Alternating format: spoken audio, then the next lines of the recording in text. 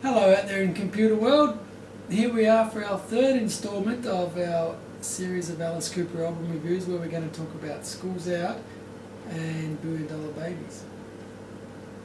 You first. Well, School's Out is a good album. It's a bit different than Alice normally does. It's a bit West Side Story meets the Pink Panther. It's a lot West Side Story. I think that this is a bit of a flexing of musical muscles, and this is perhaps the first album where the casual observer could think to themselves, maybe this band does have a bit of talent. Having said that, though, it's not really my cup of tea. Yes, I know. If I want to hear those big show tunes like West Side Story, I'll watch West Side Story. Yeah, but it's got some great songs on it, like Public Animal No. 9 and Alma Mater and Grand Finale. And my favorite, you know, Blue Turk. Blue Turk, yeah. And School's Out.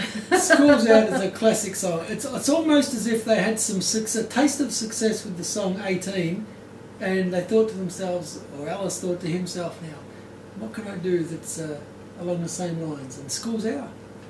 Mm-hmm. Very similar. It's got its roots grounded firmly in that area anyway. Show tunes. Speaking of show tunes, Leonard Bernstein co-wrote Gutter Cats vs. the Jets, which is very West Side Story, and Elmer Bernstein contributed a little to the grand finale, which you think sounds a little bit Henry Mancini. Yeah, but several of them sound that way. What, Henry Mancini-ish? Yeah. Mm. You know, bits and pieces. I mean, Public Animal No. 9 and... Yeah, in parts perhaps. Yeah. And even in Alma Mater, we go to a whole different style too, because it goes the whole Western cowboy. That's sort right. of sound, yeah. Horse riding off into the sunset type of thing at the end. I like the song Alma Mater. I don't like the sentiment, because I couldn't wait to get out of school, and I have no such feelings of regret, remorse, anything. I'm glad. If I could have got out earlier, I would have. Yeah, I hated school too. Yeah, school sucks. I hated school so much that after we got out, I didn't even go back for graduation. Gee, that's bad. It was once I was out, I was not going back for anything. I actually walked in and picked my diploma up. And then they've got the balls every couple of years to send you an invite to a reunion. Yeah. What do you want to do that for? Couldn't wait to get away from these clowns. I don't want to go and socialise with them. Yeah. Anyway, $1 Billion Babies. Oh, from Hello, Hooray, all the way to I Love the Dead. It's a great album. It's absolutely great. It's a brilliant album, isn't it? It's as close to a perfect album, I think, as you can get. And my favourite is Unfinished Sweet. Yeah, you hate the dentist, and that's your favorite. I hate the dentist.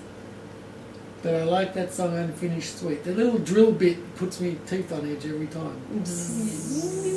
Oh, drill, yeah, dentist drill. Yeah. Anyway, they took 4 singles from the $1 Billion Babies album, and it was the first US #1. It was an absolute classic album. And did you know that filthy, stinking, crab-infested, hairy, armpitted, bearded, flower-loving fuck Donovan sang on $1 Billion Babies the song with Alice? Who's Donovan? Who the fuck is Donovan That's what I asked. to sing with Alice Cooper? They call me Mellow Young. Oh, yuck. Yuck! Oh, the man's repugnant. Repugnant. Yeah, okay, I get it. Alice has actually said on numerous occasions that the Alice Cooper band drove a stake through the heart of the Love generation. He did too. But why didn't he drive a stake through the heart of fucking Donovan while he had him in the studio? Calm down, calm down. Kill! Kill! Kill! Calm down. I'm calm. I'm chill.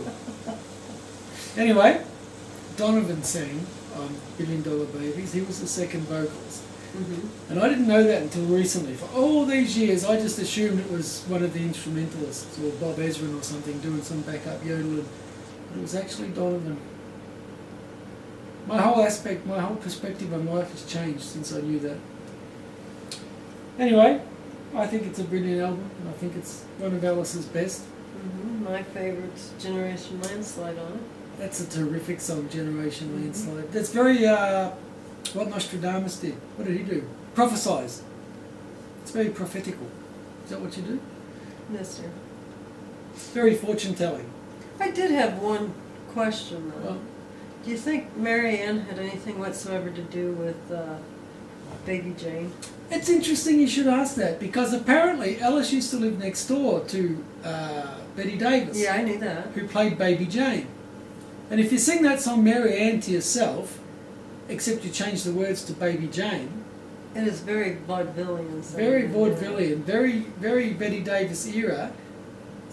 Baby Jane. Yeah, you can hear it, can't The you? piano. It would fit with the $1 Billion Babies theme too. The whole piano thing, you can just picture her singing, I wrote a letter to Daddy that... I'm sending a letter yeah. to Daddy. Yeah, oh yeah. Some of the people watching this wouldn't know about Baby Jane and Betty Davis. I think we might be stretching a little bit too far in the past there, but Betty Davis was a creepy old bitch who used to live next door to Alice Cooper. Creepier than Alice. Well, that's what he says. She was more of a hellraiser than he was, and she was about 150. But anyway, she's dead now, so I guess we can say whatever we like. She was a great actress. She really was. I'll give her that. She's a great actress. Next week, we're only going to do one album. Yep. We're going to talk about Muscle of Love next week, because that was the last of the Alice Cooper Band albums, and also because we wanted to lump Welcome to My Nightmare and Goes to Hell in the one little 10-minute session. Mm-hmm. We also have in the pipeline a brand new website where all these videos are going to be, because quite frankly we have to keep these spiels to around 10 minutes, somewhere between 10 and 15, on the lower end of the 15. Mm-hmm. We have to keep these videos, otherwise it takes us all night to upload them to YouTube. So we try to keep them to 10 minutes, and that means we leave out a lot of the stuff we'd like to say. But he'll rattle on about nonsense. I like to waffle. I'm a waffler. Okay? So anyway, we plan to put a little bit more trivia on the website to counter the criticism that we don't do enough research on these spiels. These spiels are only 10 minutes long. We don't have all night. Yeah. And this is the third take of this one too, by the way. And there has been nothing he's put on in the comments on YouTube that we hadn't already known. No, that we did know, but... But we do know our jokes are like... The whole Halo of Flies thing just... That's okay, that's okay. I mean, we're just here to have fun. We're having fun. See? Yes. We have beer here, and she has beer here. No, I don't. I drink coffee. It's a beer. Do you want me to get up? It's... We have a beer each, and we're just here to have fun. So we don't really give a shit if you have fun or not. We're having a great time. So we'll see you all next week when we talk about Muscle of Love. Yep. Okay? See you there. Bye. Bye.